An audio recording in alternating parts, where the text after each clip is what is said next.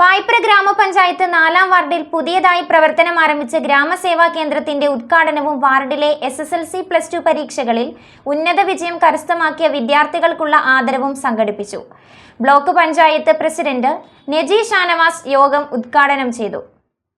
പായിപ്ര ഗ്രാമപഞ്ചായത്ത് 4-ാം വാർഡിൽ പൊതുജനങ്ങൾക്കായി ഗ്രാമസേവാ കേന്ദ്രം പ്രവർത്തനം ആരംഭിച്ചു. പഞ്ചായത്തുമായി ബന്ധപ്പെട്ട എല്ലാ പ്രവർത്തനങ്ങളും ഓൺലൈൻ വഴിയായതോടെയാണ് ഗ്രാമപഞ്ചായത്ത് വാർഡംഗം നജീബ് ഇ.ജെ മുൻകൈയെടുത്ത പുതിയ സംരംഭത്തിന് തുടക്കം കുറിച്ചിട്ടുള്ളത്.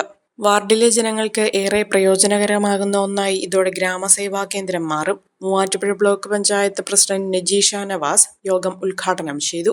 4-ാം വാർഡിൽ നിന്നും ഈ വർഷം SSLC+2 പരീക്ഷകളിൽ ഉന്നത വിജയം കരസ്ഥമാക്കിയ വിദ്യാർത്ഥികൾക്ക് ആദരവും PhD, M.Ed തുടങ്ങിയ മേഖലകളിൽ ഉന്നത വിജയം കരസ്ഥമാക്കിയവർക്ക് ആദരവും ചടങ്ങിൽ നൽകി.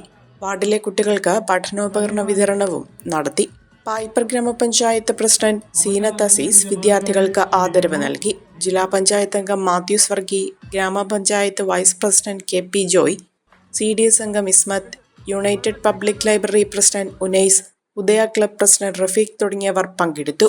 ഒരു കുടുംബത്തിനാവശ്യമായ എല്ലാ വസ്ത്രങ്ങളും ഹോൾസെയിൽ വിലയിൽ ഇപ്പോൾ സ്വന്തമാക്കാം. ഇന്ന് തന്നെ സന്ദർശിക്കൂ A1 textiles, Nehru park, Muvattupuzha.